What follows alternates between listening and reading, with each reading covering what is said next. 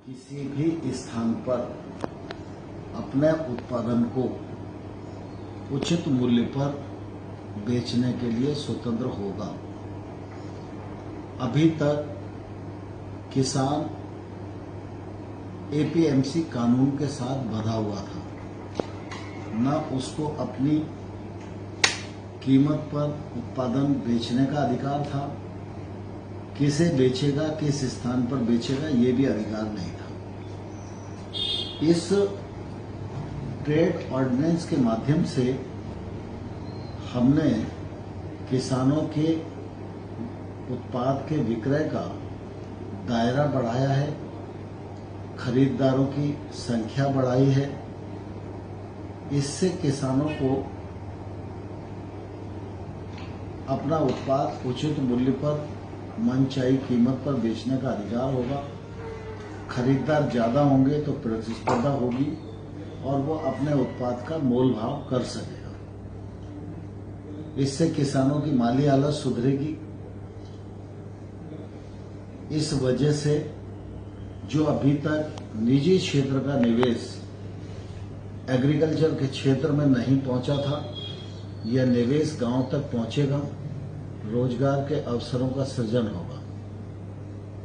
जहां तक स्थानीय मंडी का सवाल है, तो राज्यों के किसी भी अधिकार का यह ऑर्डिनेंस अतिक्रमण नहीं करता है। मंडी का कानून राज्य का है, वो रहेगा। मंडियां राज्य में रहेंगी, उनको मंडियों को संचालित करने का, टैक्स कलेक्ट करने का अधिकार है जी। लेकिन किसान चाहेगा तो मंडी में बेचेगा और चाहेगा तो मंडी के बाहर बेचेगा। ये स्वतंत्रता हमने इस कानून के अंतर्गत हर किसान को प्रदान की है। इसलिए इस ऑर्डिनेंस से राज्य की मंडी पर कोई फर्क आने वाला नहीं है। जहां तक न्यूनतम समर्थन मूल्य एमएसपी पर किसान के उत्पाद को खरीदा जाने वाला विषय है, मैं आपके माध्यम से सभी किसान बंधुओं को आश्वस्त करना चाहता हूं। एमएसपी पर पहले भी खरीद होती रही है, आज भी खरीद हो रही है और आने वाले खल में भी यह खरीद जारी रहेगी। अभी 2-3 दिन पहले खरीफ की फसलों के लिए हम लोगों ने नया एमएसपी जारी किया है।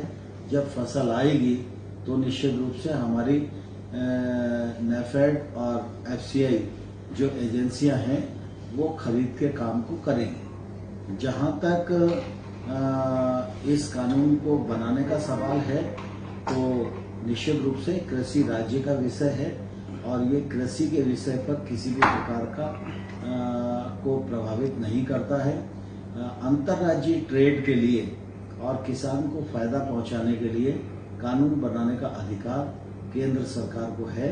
इसलिए किसान बंधनों से मुक्त हो, यह समय की आवश्यकता थी।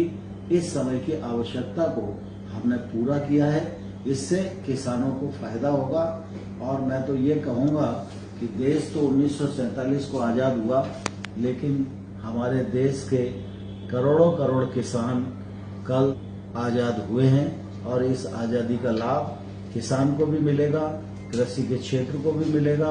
वह अपनी उत्पादकता को भी बढ़ा पाएगा और अपने उत्पादन को भी बढ़ा पाएगा और निजी क्षेत्र के इलेक्ट्रॉनिक मार्केट भी विकसित हो सकेंगे।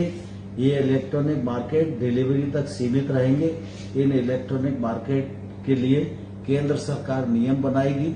यदि कोई इलेक्ट्रॉनिक प्लेटफॉर्म किसी प्रकार की धोखाधड़ी करता है तो उसको दंड देने का और उसकी सुनवाई करने का अधिकार केंद्र सरकार के पास होगा। मैं आपके माध्यम से देश भर के किसानों को यह कहना चाहता हूं कि उन्हें आश्वस्त रहना चाहिए और इस कानून का लाभ लेना चाहिए और अब मोल भाव करके अपने उत्पादन को बेचना चाहिए। यह स्वतंत्रता केंद्र ने उन्हें दी है और इसका सर्वत्र स्वागत होगा, ऐसा मुझे पूरी उम्मीद है।